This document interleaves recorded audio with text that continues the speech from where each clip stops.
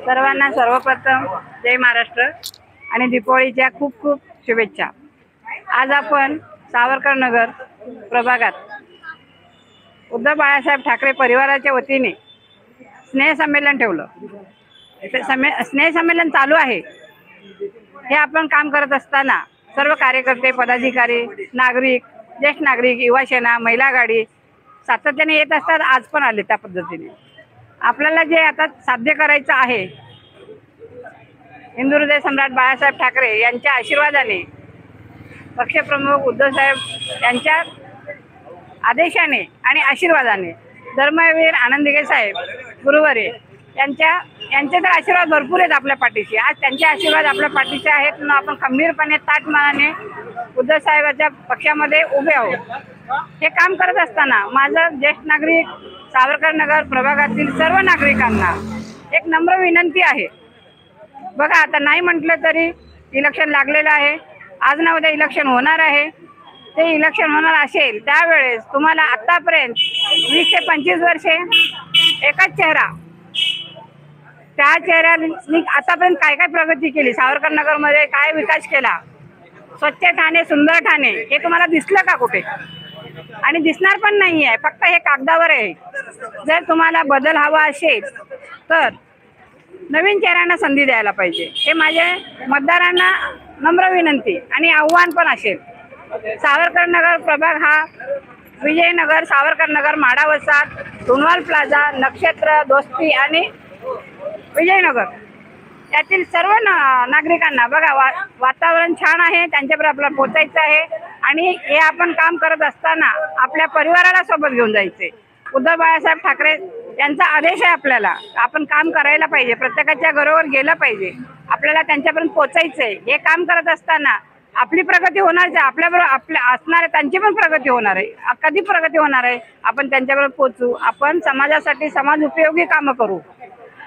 समाज उपयोगी कामं आपण तेव्हा करणार ज्यावेळेस तुम्ही बदल घडवून आणाल, नवीन चेहऱ्याला संधी द्याल। ते कोणी असतील, नवीन चेहऱ्याला संधी द्याल, त्यांना आपण हक्काने त्यांच्या हाताला धरून सांगू शकतो त्या ठिकाणचं काम राहिलेलं आहे, ते काम करायचंय तुम्हाला। जर तुम्ही तेच निवडून दिलेत तर ते तुम्हाला फक्त सांगणार हो, तुम्हाला नाही म्हणणार नाहीत, त्यांचं कामच आहे हो म्हणायचं। पण ते काम आतापर्यंत झालेलं नाही। असे कितीतरी काम आहेत। पाण्याच्या टाकीचं दादा विभाग प्रमुख शिरोडकरांनी सांगितलं, पण आज कालच्या परवाच्या दिवशीची गोष्ट आहे। नळाच्या माध्यमातून, नळाच्या पाण्यातून कोंबडीची पीस, कावळ्याची पीस आणि त्याच्यामध्ये काहीतरी घाण आहे। हे पाणी आज सावरकर नगर प्रभाग क्रमांक 14 मधील लोक पितात। त्यांच्याकडे कोणाही प्रतिनिधीचं लक्ष नाही आहे। आपण त्यांना सांगा किंवा म्युन्सिपाल्टीला कळवा, म्युन्सिपाल्टी पण लक्ष देत नाही, ठाणे महानगरपालिका पण लक्ष देत नाही, कारण ठाणे महानगरपालिका त्यांची राहिलेली आहे। आपल्याकडे आता सत्ता नसल्याकारणे आपण आवाज उठवू शकत नाही। आपण नागरिकांना जर सुविधा द्यायच्या असतील तर प्रथम काय देणार? आपण रोड देणार, पाणी देणार, लाईट देणार। हे महत्त्वाचे अत्यावश्यक गरज आहेत, हे देणं फार गरजेचं आहे।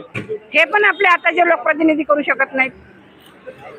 ते आपल्याला लोकांपर्यंत हे पोहोचवायला पाहिजे, आताचे प्रतिनिधी काय केलेत आणि काय करणार आहेत, आणि नवीन चेहऱ्याला संधी दिल्यानंतर तुमच्यासाठी काय उपयोगी कामं करणार, म्हणजे आपण ज्यावेळेस त्यांच्यापर्यंत पोहोचू, त्यांचे आपल्याकडे काही प्रश्न असतील तर आपण त्या प्रश्नाला उत्तर देऊ शकतो।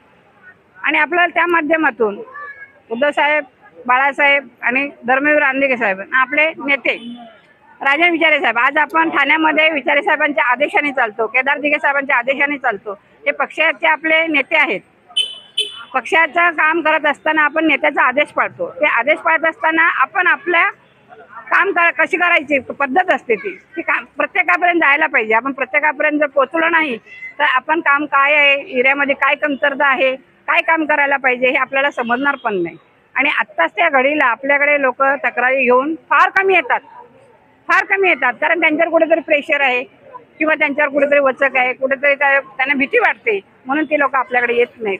जर आपण त्यांच्याकडे गेलो तर सुलभ पद्धतीने आपण पण काम करू शकू, त्यांना पण त्यांचं पण काम होईल।